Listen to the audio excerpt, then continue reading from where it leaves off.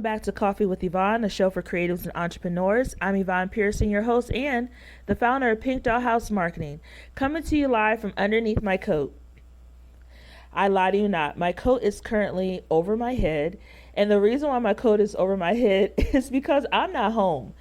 I'm in New York for a content trip, and if you follow me on social media, you probably already seen like the announcement of, what the content trip is for. If not, go ahead and go watch my stories on social, as well as any reels or TikToks if you follow me on all the things. So I'm in New York for a content trip, and when I was in the haste of packing, I forgot my microphone. I know. Content creator 101, you don't forget your equipment. I remembered, y'all, everything else. I remember my extra battery packs. I remembered all my USB cables, my iPad, iPencil, and my laptop, but I did not remember my microphone. Fortunately, I had in my kit my plug-in headphones that I bought for I think $9 at Target. But they come in handy for a backup whenever I'm meeting with, fellow content creators or just, on the road in general. So if I sound a little different today, that is why I don't have my usual microphone. But I wanted to make sure the pod got out on time because we have a jam-packed schedule to continue with our financial and wellness series and some sprinkle for some razzle dazzle of content in between from past episodes, as well as a special episode for Black History Month.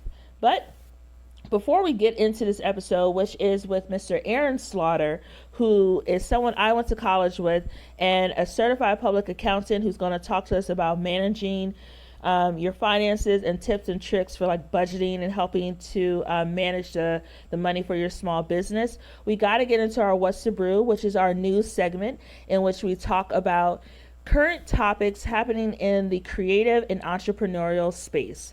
So grab your coffee and let's chat. Okay, let's see what we got. Let's see what is happening. Kim Kardashian, I'll pass. Oh, wait a minute. This one is good. This was reported by OK Africa. The African operations of Prime Video, they're cutting funding for the original content in Africa and in the Middle East. So according to OK Africa, it states that the African operations of Prime Video are about to take a hit. Part of the new content strategy that not only affects Africa alone, but also in the Middle East, is the streamer is reconfiguring its international business model in favor of European originals. The implications are quite dire, as it will see a scaling down of local content in these regions and laying off of staff. Pre-existing content slated for the streamer, greenlit or contracted, remains unaffected by the new overhaul. Prime Video entered the African market in 2016, introducing itself as a new player to rival Netflix and other streamers. In 2022, it doubled down on this by launching in Nigeria and working with local storytellers to greenlight its original titles like Jade, Gangs of Lagos, and it remains Prime Video's first African original movie. Okay. Now, how can I put this nicely?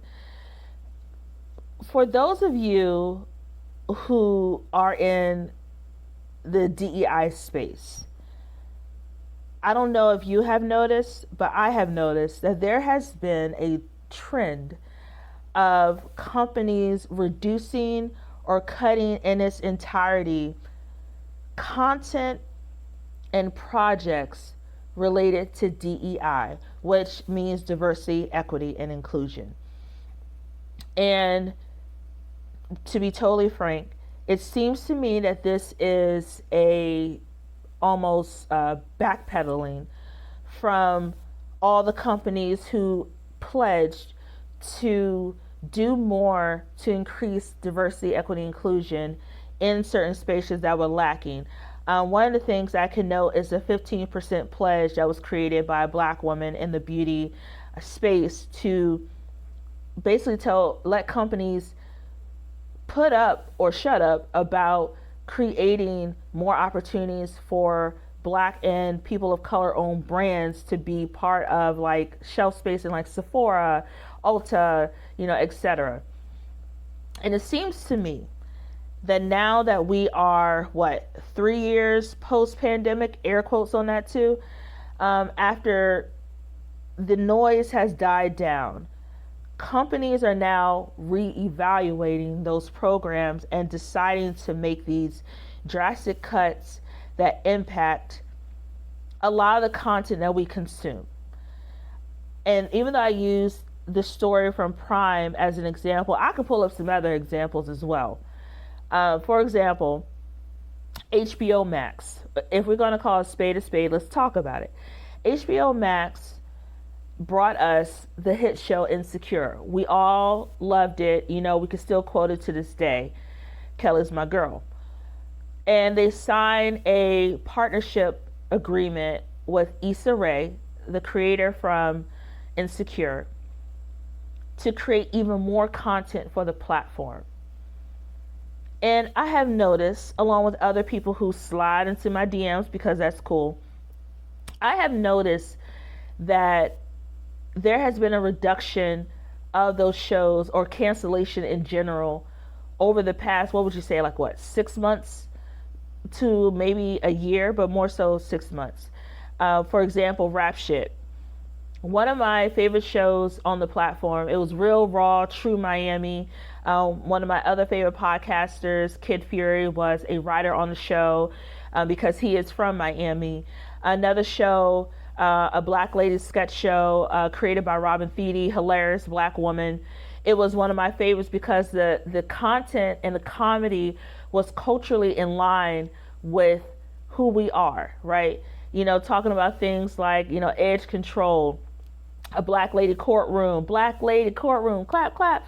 Like those were things that just felt real, right? Another show I loved on HBO Max, Southside, was a big favorite of mine that I used to watch. And if we were to move on to another network, NBC had Grand Crew, which was like our answer for Seinfeld. It was just us being us. But once again, shows that feature our stories in a way that do not align with the stereotypes that are presented of us by other platforms, or don't lean into stories that, heavily involve gangster life, drug use, etc., show us coming from the grit to try to climb our way to the top. Just being regular everyday people always get chopped. They never survive past 2 seasons. And it's very disheartening because when we get invested in these shows, when we build community around these shows, and we look forward to, having a way of seeing ourselves outside of what the media wants to portray us as, it is tough when we see time and time again those stories being chopped from these platforms. And Prime Video is another example of a company who has dove all in to funding our stories only to cut them when it needs to meet the needs of amplifying what they've already been doing. And I'm not surprised. And we're continuing to see this trend happen, not just in the content creative space, but also in the executive space, with positions being eliminated or, reduced in DEI, where you have people who were leading these initiatives to now companies not feeling they need those initiatives anymore. And we're going to be in the same space that we were a few years ago in another matter of time. It won't be today or tomorrow, but it's going to happen because we always circle back to this, right? We always circle back to, diversity, equity, inclusion, amplify, and then it goes reduce. Oh, we're back to normal. Everything's fine. And then someone brings something to someone's attention that makes it to a major platform that gets a lot of attention, and here we are again. So it continues to be a cycle of giving us space and then taking it away. And I know the solution a lot of time is just build your own platform. It is easier said than done because people like Issa Rae built their own platforms. She had Awkward Black Girl. She put in the work. And unfortunately, there's not a lot of resources out there that don't give us the opportunity outside of aligning ourselves with these big brands, right? We have BT, we have other platforms, but in terms of broadening our audience, there's not a lot out there for us that are Black owned or Black and people of color founded. And the solution is always to create your own, but that also takes capital, that takes time, that takes work. And we're doing the work, but it's hard to keep building when the powers that be, because it is the powers that be, keep reducing us down to where they want to keep us. And that's all I'm going to say on that. In our next story, let's look for some good news. Let's see. Niecy Nash, we love her. I know y'all saw that video on the socials. Yes, ma'am. Oh, I like this. Patrice Dixon, the owner of Honey Pot, if you are not aware, she sold her majority stake to Coty for $380 million. Yes, ma'am. Okay. So this was reported on Because of Them We Can. Patrice Dixon is the visionary owner of the Honey Pot Company and recently achieved significant milestone by selling a majority stake in the Black-owned brand for an impressive $380 million. This is a triumph, in particularly noteworthy in the natural period care sector, where Honey Pot has been a pioneering force since its establishment in 2012.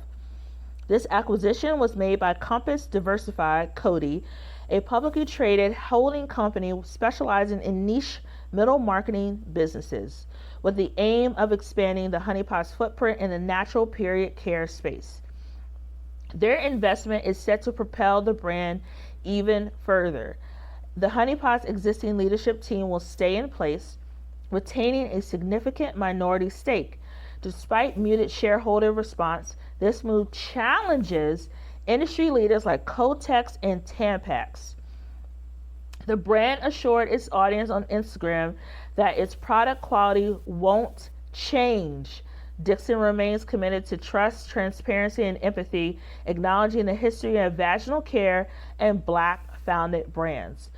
I am a fan of the Honey Pot. And you know what? I would love to have her on my show. Let's speak that into existence, shall we? But the Honey Pot brand, I've been a user for a very long time. I think since probably 2018, 2017. The Honey Pot brand uses herbal herbs to help reduce symptoms, period symptoms that women experience. And, you know, for those who are lucky to not experiencing those things, great for you. But for those who aren't, it really does help make it less uncomfortable by using these products. All of us who, you know, when we grew up as tweens and teens, we only had so many choices, right? We had Always, Kotex, and Tampax. Unbeknownst to a lot of us, there are a lot of things in those products that could have been making our periods worse. And the Honey Pot, when it came along, you know, every product isn't for everyone. Let me put that clarifier out there. But for me, it really worked. And I stocked up immediately. In fact, there was a time you could not find Honey Pot on the shelf because as soon as they stocked it, it was gone. And the community really supported the founder of Honey Pot in helping her grow and amplify that brand that you could buy at Target. And to know that now that she has sold her majority stake in the company for a really great amount will really allow for us to continue to compete in those spaces with the Kotex and the Tampax, who have a big threshold or footprint in the industry. As a Black woman, that is phenomenal. And I know we have our feelings about selling our companies. There's another brand, Miel Organics. Everybody was up in arms when they sold their company and were afraid that it will lose the quality, you know, X, Y, and Z. There's a reason why companies sell. Because a lot of times, and this is just my opinion, you can only grow a company so much. Sometimes you do hit a ceiling, right? And sometimes selling a percentage stake in your company allows you to open up the amount of resources that you would have by partnering with a larger conglomerate that will take that brand to the next level. This sale can take Honey Pot to being $1 billion brand. And also, as the caption mentioned, it will allow for them to continue their footprint in the natural period care space, which is a big deal. I really love the fact that our good sis is getting her money. I really love the fact that she is continuing to stay on to make sure her voice is heard and that she is part of this progression forward. And I can't wait to see where the Honey Pot goes in expanding their products in feminine care. As I mentioned on the pod today is Mr. Aaron Slaughter. Aaron and I went to college together. We go back like hoodies and flip flops on the quad. But I have known Aaron for that long, and to see him become a successful, hardworking person who manages to still find time to give back to his community through his work and also through giving back at our alumni, McDaniel College, is really great to see. At the time of recording, Aaron was up for a promotion. Now, Aaron has received the promotion, clap, clap, clap, go Aaron, and is officially a VP in accounting, which we are so proud of him. I hope you enjoy this episode. Take a lot of notes, my fellow small business and creatives, because this is advice people don't give out for free. Okay, and Aaron did that as a favor for me to share his knowledge and just some tips and suggestions from his professional point of view. So make sure you grab that pen, grab that pencil, sit back and listen to this wonderful conversation with Mr. Aaron Slaughter. Educated and everything, got your bio, like, oh, the journey. I'm just so proud. Okay, all right. Before I get into his bio, I want to say hi, Aaron. Oh, so I know this is a radio audience. You can't tell, but I'm blushing right now just from hearing all the kind words you're saying about me. But yes, we do go way back, like 4 flats on my Cadillac. So it's good to see you. It's good to talk to you. It's good to have a chance to catch up with you for a little bit. Yeah, and and when I mean we go way back, I mean like back to Glar, you pulling up with your slides and them socks and that hoodie you lived in with the basketball shorts. I couldn't understand if you were hot or cold sometimes. I'm like, Aaron, what are you wearing today? Listen, when you have practice and training camp and film sessions and try to make it to class and just grab something to eat, I'm not getting super dressed up. So that was the athlete uniform. It was the hoodie, it was some Nike slides, it was some basketball shorts, and it was the backpack. And it worked out for you because you still graduated on time. Absolutely. We've been out of school for over 10 years now, and now you have your professional bio, not just your football bio, but your professional bio. Aaron Slaughter, CPA and senior manager for Wiltham Smith Brown. He is practicing out of the Washington, D.C. office and specializes in accounting at auditing of multi-employer benefit plans and labor organizations. With over 10 years of experience in public accounting, Mr. Slaughter, you're Mr. Slaughter now? That's so weird. Mr. Slaughter has assisted in a plethora of audits, agreed upon procedure engagements, and special projects. His expertise includes work for local and national employee benefit plans, health and welfare plans, pension funds and labor organizations, small business organizations, and not-for-profit entities. In addition to his accounting and out-of-state experience, he also assists in the recruiting efforts of his firm. Mr. Slaughter is a certified public accountant, CPA, in the state of Maryland, a member of the American Institute of Certified Public Accountants, a member of the National Association of Black Accountants, and a member of the Next Execs Committee for Bethesda Chamber of Commerce. He is a 2021 40 Under 40 Black CPA Award recipient. And lastly, he is also a member of our alumni, McDaniel College Board of Trustees, where he earned a dual Bachelor of Arts degree in accounting and economics. And with that being said, welcome to Coffee with Yvonne, Aaron. Thank you for having me. Thank you for having me. Yes, I am Mr. Slaughter. That's what I go by sometimes. You all professional now. It's just weird, but we'll make it work. We've all elevated since college.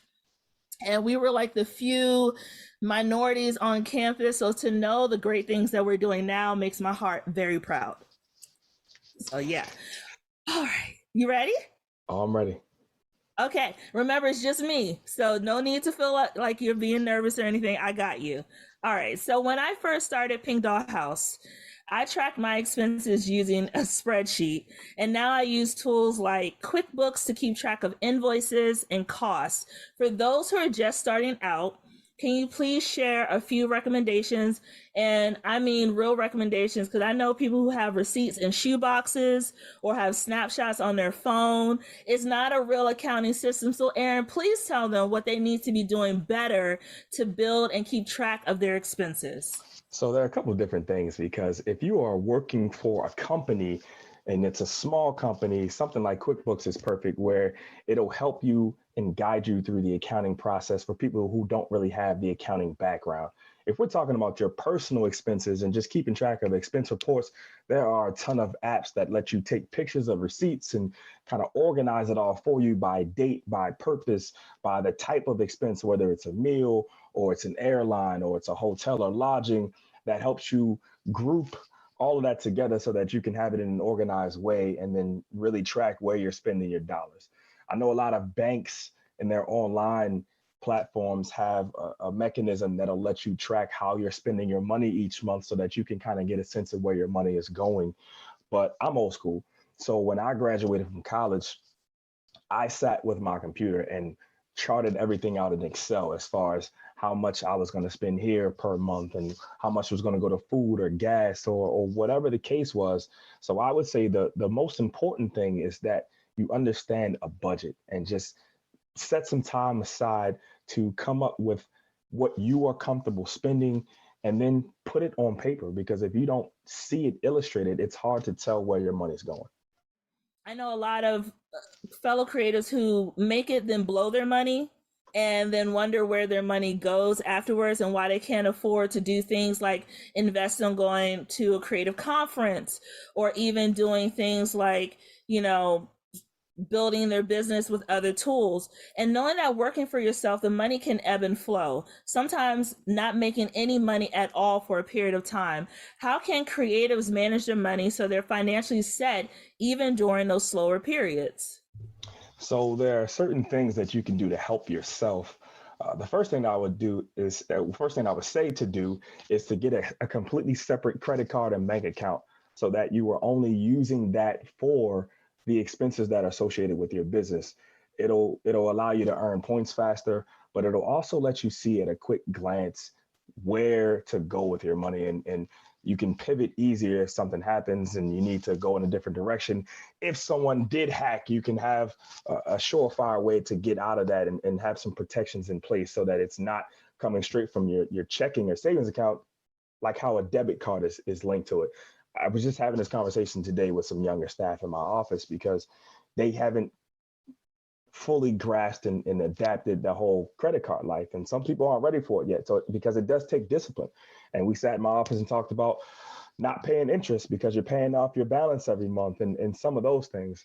And I know if you have your own business, maybe you're not in the cash position to pay off your balance every single month, but the credit card life absolutely puts you in a better position to be able to just float and just have some leeway to use the tools at your advantage. So I would find a bank that's offering really good reward card, and I would just talk to them and say, look, I have my own business. I want to do business with your bank. I know you're going to come through for me, and they're pretty loyal and they're pretty lenient as far as terms, and they'll work with you.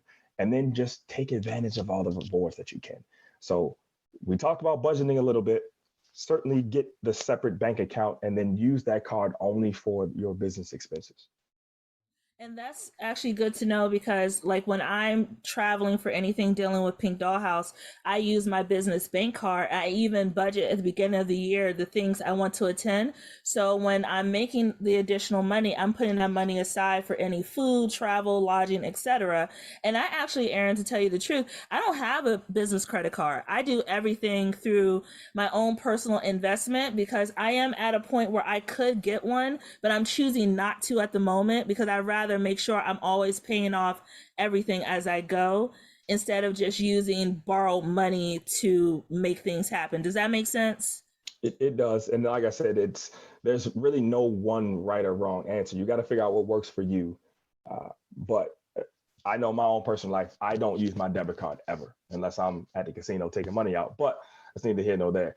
But I'm using my credit card for everything because I travel a bunch. So I have rewards for airlines. I have hotel credit cards. So I'm taking advantage of everything. So side hustles or working under the table has grown in appeal for people who want to start a business without the paperwork. What are the financial positives and negatives of this? So, as far as not having your side business be on paper legitimate and incorporated or whatever the word you want to use, I would say that the tax advantages are going to be very advantageous for you to go ahead and make it official. There are certain things, and I'm not a tax accountant, but there are certain things with the tax code where if you're operating at a loss, you can carry forward your losses. And even though you're making money on paper, you're showing your losses and carrying it forward into subsequent years, which is going to put you at a better tax position as far as how much tax liability you're going to owe.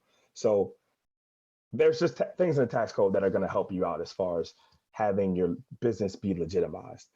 The other things is talk as far as just exposure.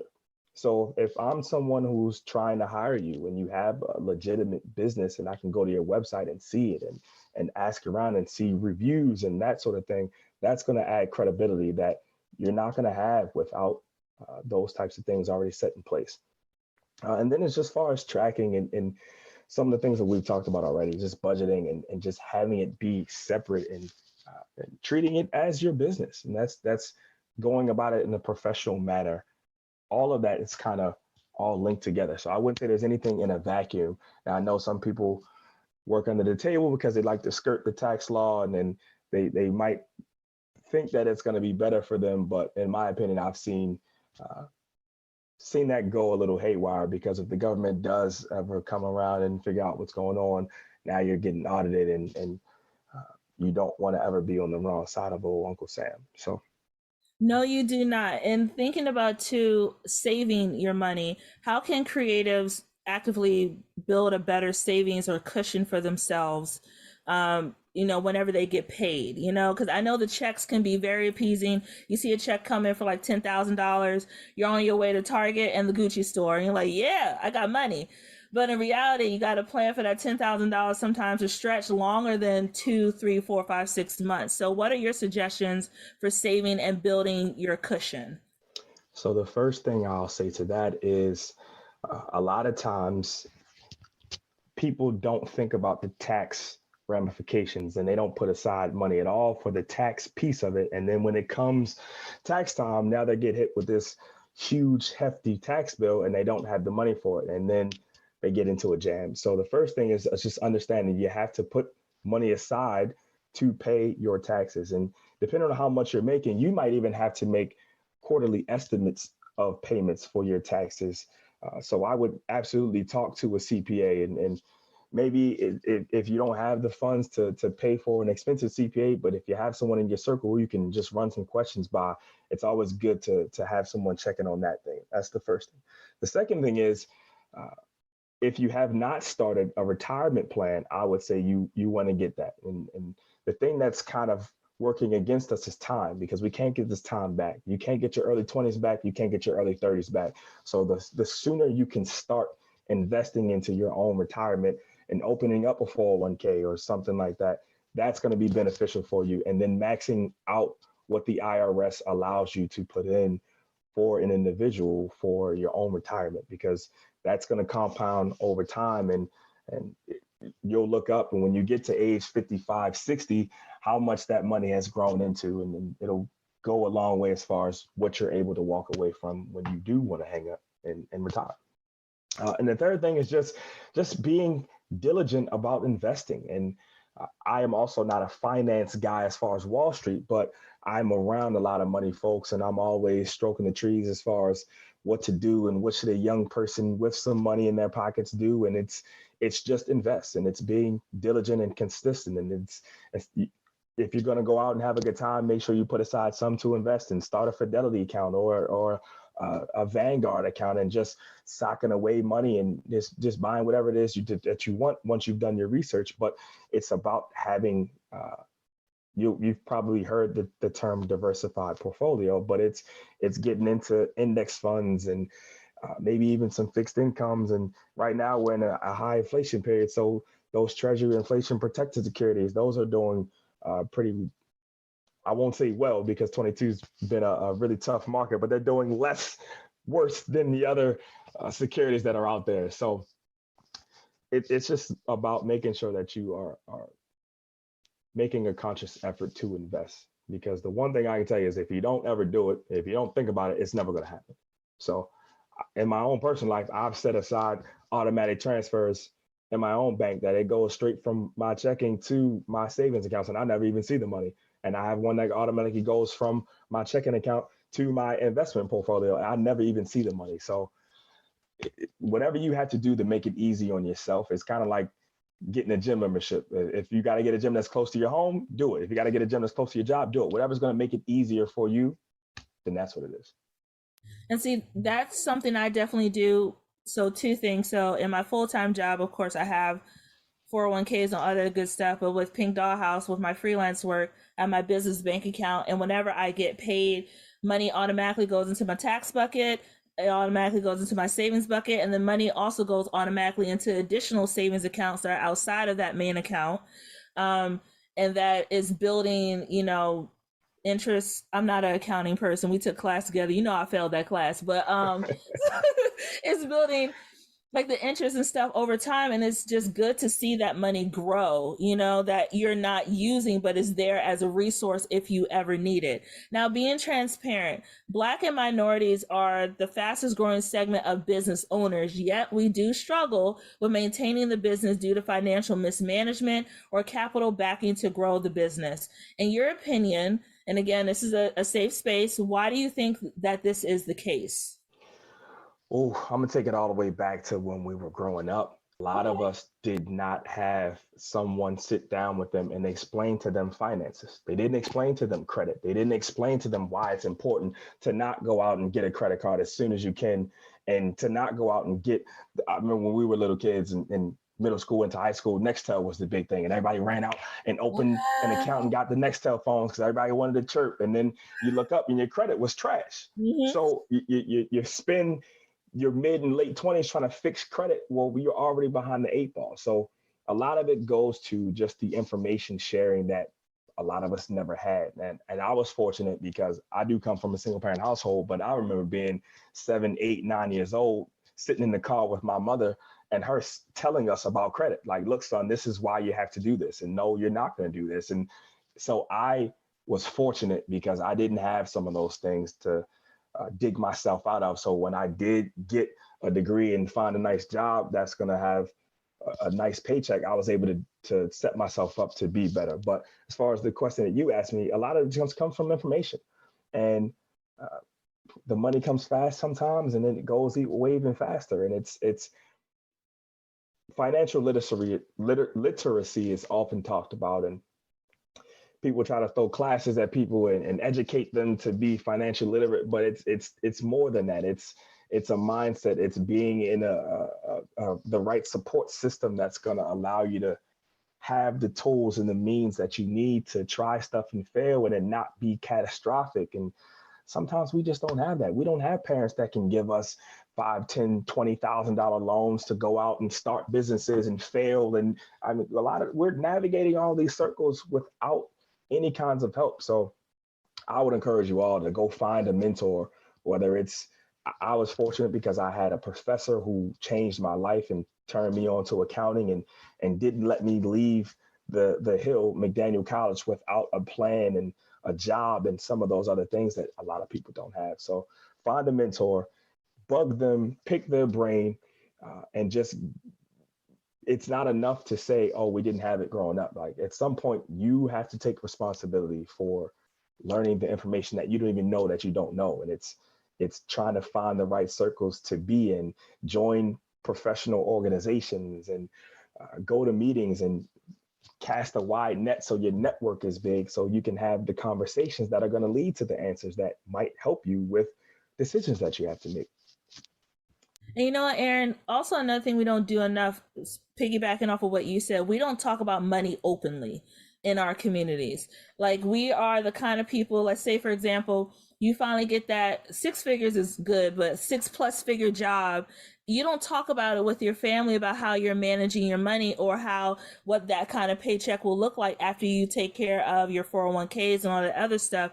And we kind of keep it a secret. And then when we end up in debt, or if we lose our jobs, or, don't know how to manage the money, all of a sudden we're trying to get out of crisis. And that's when we're talking freely. So I think what other thing we could do is start having these conversations earlier, even if we are in our 20s, or with our nieces and nephews, about the importance of money management, and teach them, okay, if you want these Jordans so bad, all right, these Jordans cost, I don't know how much Jordans cost. I wear Chucks, but these Jordans cost $175. I'm just shooting a number out there. Save up your money for this period of weeks so you can get these Jordans. And at the end of that period of weeks, let's look at that money to see what you could be investing in to get you 3, 4, 5, 6, 7 pair of Jordans down the line, instead of spending that money now. But we're not having those conversations enough. So you're right. You're absolutely right. Agreed. And then also, you're a Black man working in finance. And I know in my field, where I am still a minority, because there's only 6% of Black people from entry level to executive in marketing, you are a rare breed. Let's just be honest. Having someone like you in a visible role is important from a representation perspective. How are you using your platform? I know from the content you post that if you can share how you're using your platform to educate and advocate for the community. Well, I am the first CPA in my entire family, and I'm actually waiting to hear if I make partner this year, and I'll find out in a few weeks. So to be a Black man at a $400 million firm as a partner, I'm going to be over the moon. So that's the first thing. To the question of how I'm using my platform, I make it a point to go back to talk to schools, football teams, organizations, neighborhoods. I'll talk to anybody who will listen, because I didn't know any Black accountants when I was in school. And if you would have told me one day, you'll be a CPA and you'll be a partner at a firm, I would have laughed at you, because I wanted to go to the NFL and play for a couple of years, and then who knows, maybe go be an engineer or something, which is what I originally wanted to go to school for. But it's about having someone that you can look to and say, wow, this person did it, so can I. So I do a bunch of recruiting for my firm. It's kind of dwindled down to just be more McDaniel and now HBCUs. So I try to get in front of as many accounting classes and clubs that I can, and just show them, like, look, this is what you're studying so hard for. This is why you take these hard classes. This is what life will look like when you're done walking through these quads and having these college parties and doing whatever the fun stuff that you're doing and putting in the work, and you finish the CPA exam. This is what life is going to look like. And it's going to take you places that you would have never imagined. My first time on the West Coast was through this job. And I went to my boss like, look, I come from humble beginnings. We didn't travel a lot as a kid. If we get any travel clients, put me on all of them. And that's what they did. I mean, that's why I was going to New York and LA and Portland, Oregon and Philadelphia and New Orleans and Vegas and just all over the country, just seeing the world on somebody else's dime, because I was fortunate to have someone show me the way. So mentorship is huge. You read in my bio that I was actually named 40 under 40 Black CPAs in America. And a lot of what the criteria was that they looked at was not just how successful you are, but how successful are you making everyone around you? And are you giving back? And I actually became a big brother and a big brother, little brother program that pairs you with a young man from a background similar to mine, so single parent household here in DC, and just shuffling him along the whole college application process and just showing him what being an adult and being a professional and just having someone in his corner looks like. So as far as what I do, I would spend all my time trying to get back if I could. If they didn't throw billable budgets and deadlines at me, I didn't have actual clients that I needed to take care of. But if I can find time to go talk to someone or show them the way, or give them money. And that's exactly what I try to do, because we need more of that. We need more mentorship, and we need more people that are going to help bring people along, and make that learning curve a little bit easier for the people coming after them, so that when we're doing this 2, 3, 4 years down the road, it won't be that I'm the only Black CPA in my family, and it won't be that we don't have CPAs that are in line to be partners at firms that look like you and me. It'll be, oh my gosh, that was a thing in the past. Remember when? Look how far we've come. So, yeah. And you know what? I appreciate you saying that because, again, representation truly does matter. I know from my field, when I see my VP walk into our office every day, she's a Black woman. My director, he is a Black man. That took almost 10 years of me working in my field to have 2 senior leaders who look like me, you know, that I report to on a day-to-day basis. And even me myself, I don't realize sometimes how much power there is in representation when I'm either, you know, speaking or going to meetings or even like doing media features for like TV, until I get the DMs. And, you know, the DMs are like, I saw you on Channel 5. And, you know, my daughter was like, oh my God, mom, she looks like me. She has pink glasses. She has natural hair. You know, it's little things you don't realize are so impactful, especially when you're sitting in meetings with your hair like this and no one's batting an eye because they're used to you. It's so important. And to your point, we want it to be the norm. We want it to be that kids, no matter what background they come from, like us, single parent homes, feel like they belong in every single space that they walk into without question, without fear. So I'm proud of you for the work that you're doing. And I see you one day, Aaron, honestly having your own nonprofit specializing in something like this, like, you know, young future Black CPAs of America or something like that. I don't know. But I could see you doing something like that to create more impact on your platform. Just a thought. Just a thought. The sky is the limit. So I have no idea where my career is going to take me. I do see mentorship, and people ask me if I'm going to be a motivational speaker one day. Just who knows? Who knows? But I do like that idea, though, just because I do want to create a space for young Black men and women who want to go into this field. Mm-hmm. It makes sense for you. Now, thinking about what you said before about inflation, there have been rumors about a looming recession. And with inflation and other things to consider, minority-owned businesses tend to suffer the brunt of any economic downturn. How can we financially prepare for a possible recession? Oh, this is a tough one. It's a tough one because you ask 10 different economists, are we in a recession? You'll probably get 8 different answers.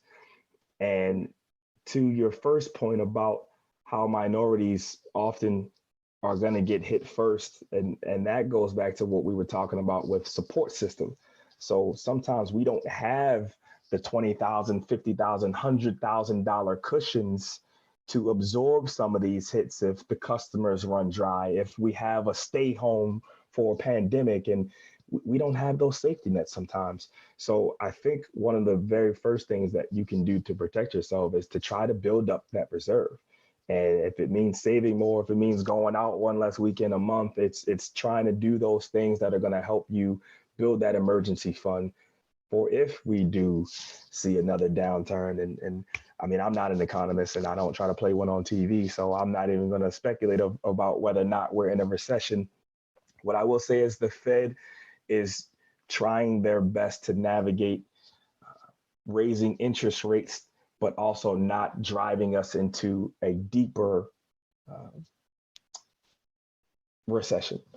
And that is going to change the way money is being lent. And when you think about how often people that look like you and me are able to obtain loans and what that means, I mean, there have been all kinds of studies on obtaining a mortgage when you're Black. And just there was a bank that got sued. I want to say it was Wells Fargo that got sued a couple of years ago because of not only just the predatory lending that they were doing, but just not giving people loans at all. So I don't know if Wells Fargo was in the predatory, but they refused to give people that look like me and you loans.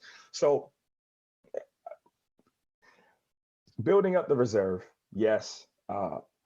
Making sure that your investment portfolio, if you have one, is balanced and diversified, and looking into some of those options that are gonna do better than other securities like the inflation protected securities that we talked about a little bit earlier. And Aaron, do you think there's any value in like CD accounts, like those kind of things? Like, is there any value in those kind of extra saving safety nets? so I know some of my clients have CDs, and again, with the interest rates kind of going back up, maybe, but it's hard to say. And I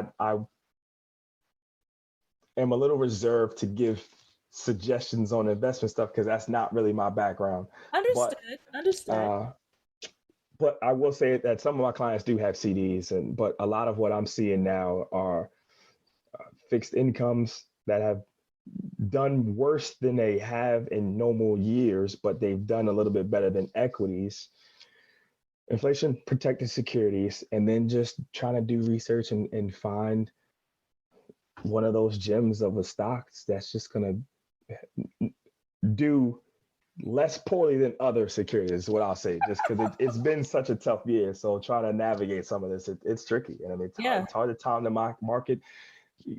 I don't know if you've heard the term buying the dip. People are talking about is buying the dip. So as stock prices and prices go down, trying to buy those securities at a lower Oh, there cost. was a Netflix documentary about it on GameStop. So GameStop, that's a little bit different. Uh, there was a group of people who were shorting the stock and Oh, kind okay. of driving the price and making money off of it that way. And then the loophole kind of got closed. But that was an interesting thing. But buying the dip is just as the prices are falling, you're buying the stocks, hoping that you can take advantage of the lower stock price. Got But it. Got it. Okay. yeah.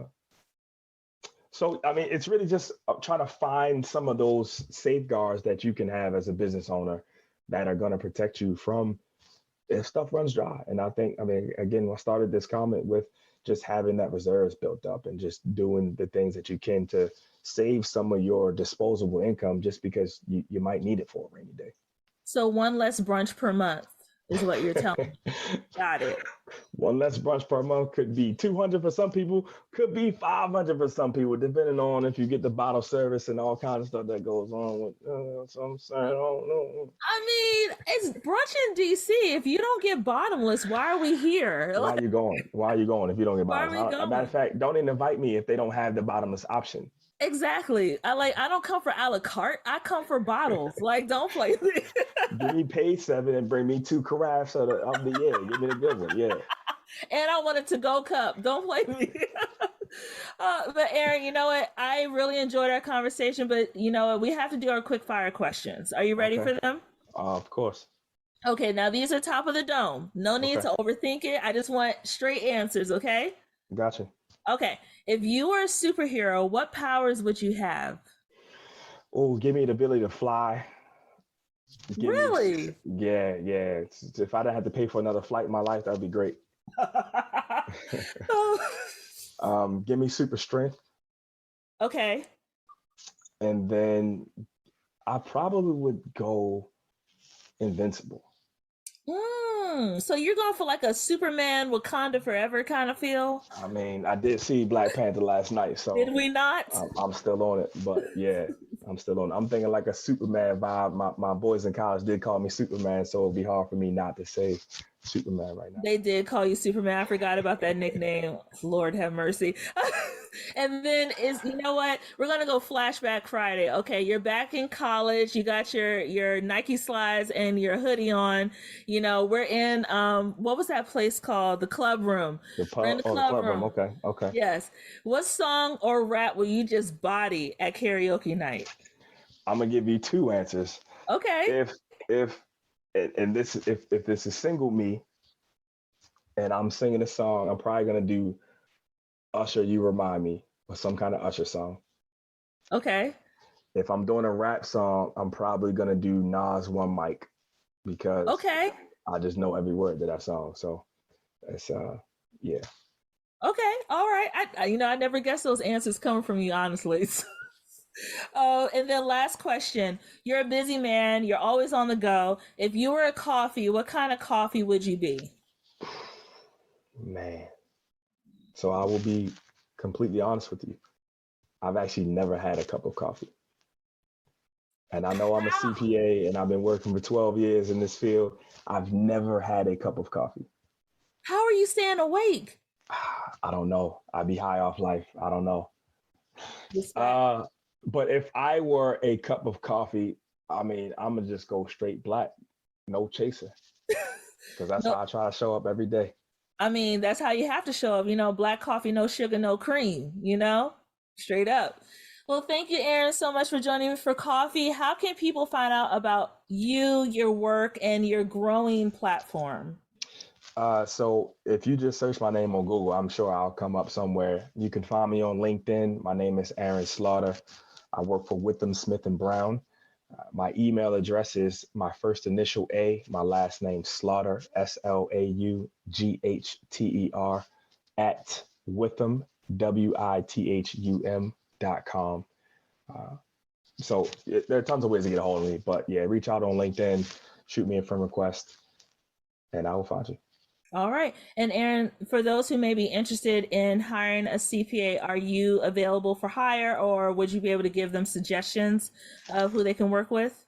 So I am. I am not a tax accountant. So if you're looking for someone to do your taxes, still give me a call because I have people at my firm who can do it for you, and I would just connect you to whoever you need to talk to. If you're looking for planning your wills and financial planning and wealth management, I can connect you who you need to talk to. If you are really just looking for your annual tax return done, we certainly do that as well. But I am in the audit department. So give me your CEO, give me your CFO, give me your controller, because those are the people who I want to talk to. Awesome. Well, thank you so much, Aaron, for your time. I appreciate it. I'll chat with you soon. Well, what did you think? I took a lot of notes, and actually a lot of stuff that Aaron was telling me in the interview while we were chatting, I went ahead and did them, because when an accountant gives you some suggestions, baby, you take them. Okay. Thank you so much, Aaron, for taking time out of your day to join me for coffee. If you want to learn more about me and my business, go ahead and go to pinkdollhousemarketing.com, or you can find me on Instagram at pinkdollhousemarketing. You can slide into my DMs. That's cool. You can also find my personal page at pinkdollstyle on IG. And if you're on that Clock app, aka TikTok, go ahead and follow me at Pinky Creates. For our next episode, we will be chatting with Miss Karen Aaron, President and CEO of the Green Book Experience. And this is a bonus episode, y'all. Hold up. And we are kicking off Black History Month with this topic about cultural tourism. And for those of y'all who did not know, and I'll share it again, but it is on my LinkedIn, I worked in tourism for 6 years, so I understand the impact that tourism has on the Black cultural experience and how important it is to continue to tell our stories and recognize our stories through the power of travel. But that episode will drop on the first day of Black History Month. We're going to kick it off right. Okay. Anyway, thank you so much for taking time out of your day to join me for coffee, and I cannot wait to chat with you soon. Okay, bye. Coffee with Yvonne is produced and edited by Yvonne Pearson. Coffee with Yvonne is created by Pink Doll House Marketing. You can catch the latest episodes by subscribing to Apple Podcasts or wherever you get your podcasts.